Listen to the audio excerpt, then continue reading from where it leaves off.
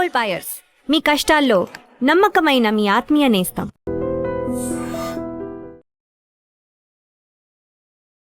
నమస్కారం, welcome to I dream.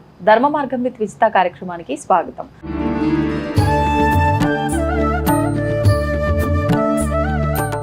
నమస్కారం అమ్మా. నమస్తే. మస్తు ఉత్సాహంగా అనిపిస్తున్నారు.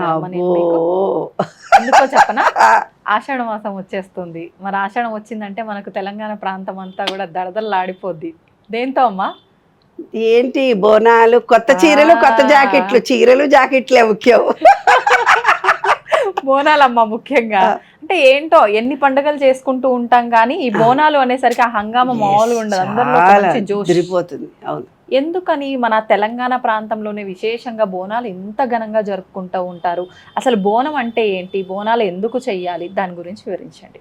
కాదు నాన్న, బోనాలు అనేది ఎక్కువగా ప్రాచుర్యం పొందలేదు. అవును, అసలు తెలియదు ఎవరికి. చాలా వరకు తెలియదు, చాలా వరకు తెలియదు. మన తెలంగాణ వచ్చిన తర్వాత బోనాలు బోనాలు బోనాలని పెద్ద హంగామా తయారైంది. కానీ అంతఃపూర్వం ఊర్లలో ఎక్కడో ఏందో కనీ కనపడకుండా గ్రామాల్లో మాత్రమే జరిగేది. ఊరంతా ఇప్పట్లాగా కొత్త చీరలు ఎప్పుడెప్పుడు ఆషాఢం వస్తుందా, పాత చీరలు అక్కడ పడేసి కొత్త చీరలు కొరకి కేజీ సేల్స్, కేజీకి. మా మహిళా మండలిలో వాళ్ళు చెప్తారు, ఆషాఢం వచ్చిందంటే ఆ చీరలన్నీ పడేసేసి కొత్త చీరలన్నీ కొనిపెట్టుకుంటారట. ఇప్పుడు తొలి ఏకాదశి లాగా చీరలన్నీ కొనిపెట్టుకుంటారు. ఎందుకంటే ఈరోప్పటి నుంచి పండుగలు మొదలవుతాయి కదా, అందుకని చీరల పండుగ ఇది. ఆషాఢం అంటే చీరల పండుగ. యాక్చువల్గా అందము, ఆనందము, చీరలు ఎంజాయ్ చేసే పండుగ అన్నమాట ఇది. బోనం అంటే ఏమీ లేదు. పూర్వకాలంలో అక్కడక్కడ ఏంటంటే దేవతలు ఇలాగా ఇప్పుడున్నట్టుగా లలితమ్మవారు అనేది రూరల్లో ఉండే వాళ్ళకి ఎవరికి తెలియదు. ఇంకొకటి ఏమిటంటే రాముడి గుడి, ఆంజనేయ స్వామి గుడి తప్ప ఇంకో గుళ్ళు కూడా వాళ్ళకి తెలియదు. మరి ఏ దేవుడిని వాళ్ళు పూజ చేయాలి? వెంకటేశ్వర స్వామిని పూజ చేయాలి అని అంటే ఇప్పుడు ఎక్కడైతే శ్రీరాముడు ఉన్నాడో ఆ ఏరియాలో శ్రీరాముడు తెలుసు, వెంకటేశ్వర స్వామి తెలుసు. కానీ వెంకటేశ్వర స్వామి గుళ్ళు ఇప్పటిలాగా విస్తరించి లేవు.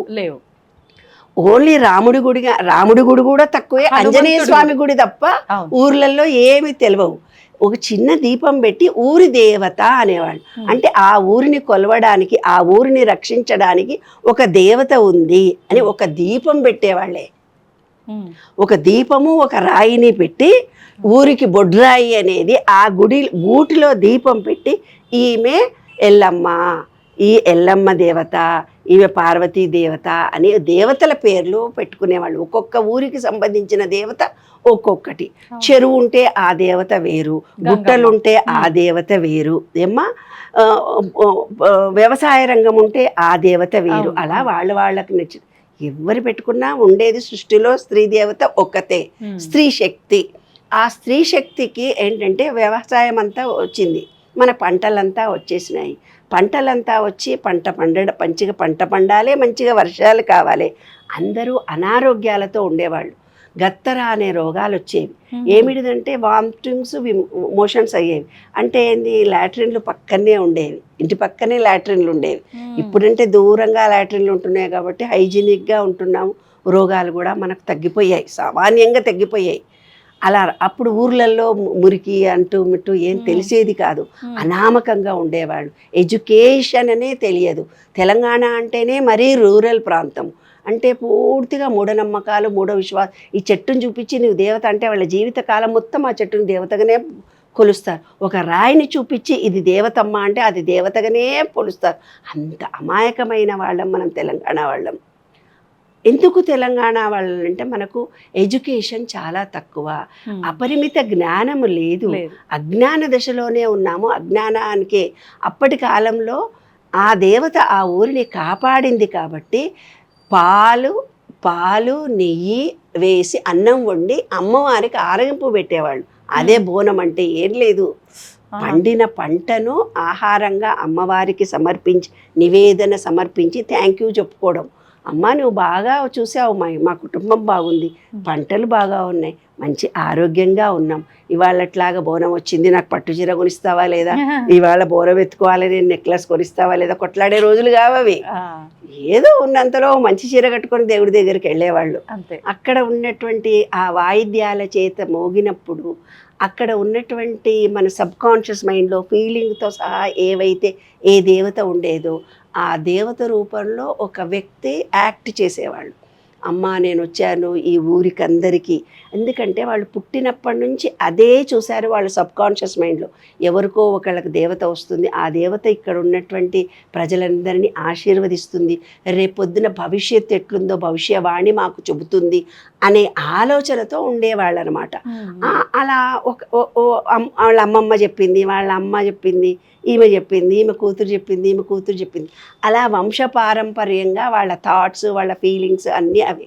మా ఇంట్లో దేవత వస్తుంది, ఆ దేవత అమ్మవారి పూజ అయినప్పుడు ఆ మ్యూజిక్ కొట్టగానే వీళ్ళకు కూడా తెలియదు, వీళ్ళు కూడా ఊగుతారు, ఊగి మాకు కూడా దేవుడు వచ్చిండు అని అంటారు. నమ్మొచ్చా అమ్మా ఇప్పుడు అదంతా మూఢనమ్మకంగా సబ్ కాన్షియస్ చేసే ఒక డ్రామా అది. కానీ అది నమ్మకంగా మనం పెట్టుకున్నాం కదా నాన్న, మనం నమ్మకంగా పెట్టుకున్న వాళ్ళ దగ్గరికి వెళ్ళి ఇది కాదు అని నువ్వు అంటే నిన్ను కొట్టి చంపేస్తారు. అంతే. ఎందుకు? వాళ్ళ నమ్మకం అటువంటిది, వాళ్ళ విశ్వాసం అలాంటిది.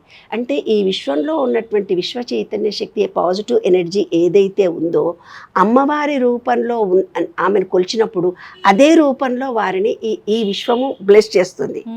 రామ అనుకుంటే రాముడి రూపంలో కనిపిస్తుంది, కృష్ణ అంటే కృష్ణుడి రూపంలో కనిపిస్తుంది. వీళ్ళు అమ్మవారిగా కొలిచి నమ్మకంతో విశ్వాసంతో ఉన్నారు కాబట్టి వాళ్ళకి ఆ రూపంలోనే విశ్వం దర్శనం ఇచ్చింది. అంటే దేవత అనుగ్రహం కలిగింది. ఈ కాలం అప్పటి కాలంలో దేవుడు దేవత అంటున్నారు, ఇప్పుడు మేము విశ్వము ఎనర్జీ అంటున్నాం, రెండు ఒకటే. ఈ ఎనర్జీ అంతా కూడా ఈ విశ్వాన్ని నడిపిస్తూ చైతన్యవంతంగా జరుగుతూ ఎండాకాలము వానాకాలము చలికాలము ఎలా పరిణామక్రమం మారుతూ పెరుగుతుందో దాన్నే విశ్వము అంటున్నాం మనం. విశ్వము అంటే ఎక్కడి నుంచో ఊడి పడలేదు, భూమి, మనలో భూమి ఉంది, బయట గాలి ఉంది, మనలో గాలి ఉంది, బయట సూర్యుడు ఉన్నాడు, మనలో జఠరాగ్ని ఉంది, బయట ఆకాశం ఉంది, మనలో విశుద్ధి ఉంది, బయట గాలి ఉంది, మనలో గాలి ఉంది. ఈ పంచభూతాల్లో డిఫరెన్సెస్ ఏవైతే జరుగుతాయో మన బాడీలో కూడా డిఫరెన్సెస్ జరుగుతాయి. కానీ ఇక్కడ ఒకటి ఆత్మ అని చెప్పారు. ఆత్మ అంటే చిత్రంగా గుప్తంగా రికార్డ్ చేసే ఒక చిన్న చిప్ అన్నారు. ఈ చిప్ అనేది సబ్కాన్షియస్ మైండ్ ఉంటుంది.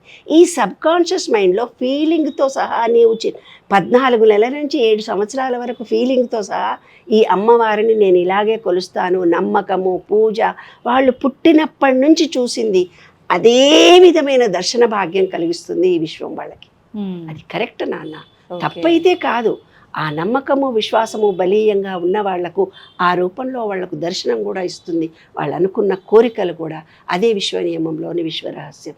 అది తప్పు మూఢనమ్మకం అనడానికి వీల్లేదు. విశ్వము చైతన్యము, చైతన్యం కలిగినటువంటి ఏదైనా నీవేది రూపంలో, భగవద్గీతలో అదే చెప్తున్నాడు, నువ్వు ఏ రూపంలో కోరుకుంటే నేను ఆ రూపంలో ఇస్తాను. నీ థాట్ సబ్కాన్షియస్ మైండ్లో నేను బలహీనురాలిని అనుకుంటే బలహీనురాలు అవుతావు, నేను బలవంతురాలిని అనుకుంటే బలవంతు, నేను ధనవంతురాలిని అనుకుంటే ధనవంతురాలు అవుతావు. ఎక్కడుంది నీ ఫీలింగ్?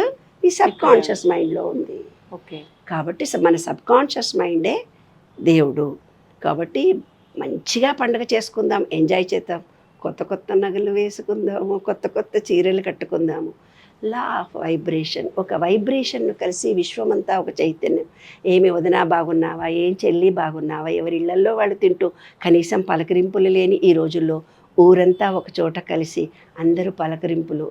అందరు అనుకుంటారు ఆడోళ్ళు నగలు నెక్లెస్లు ఇవేని కాదు నాన్న, ఆత్మీయత అనురాగాలను కూడా పంచుకుంటారు, ప్రేమానురాగాలను కూడా పంచుకునే ఒక గొప్ప పండుగ.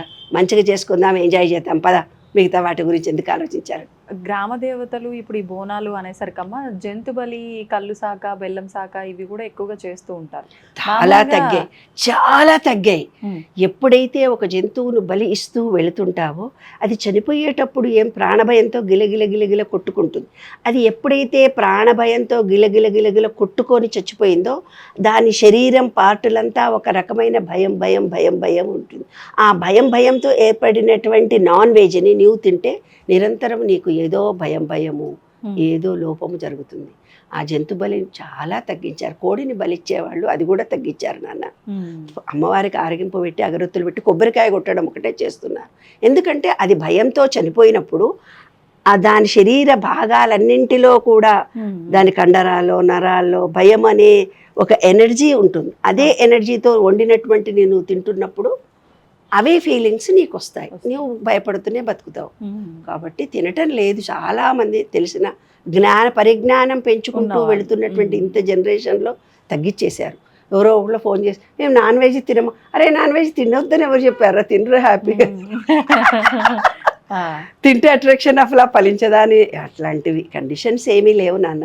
ఎందుకంటే పుట్టినప్పటి నుంచి మీ ఆచార వ్యవహారాలు ఎలా ఉన్నాయో అలా జీవించడము, భౌగోళికంగా ప్రకృతి సిద్ధంగా మీకు ఏవి ఏర్పాటు జరిగిందో వాటిని ఎంజాయ్ చేయడమే లైఫ్. కానీ వాటిని బంద్ చేయించి చెప్పడం ఏ శాస్త్రంలో లేదు.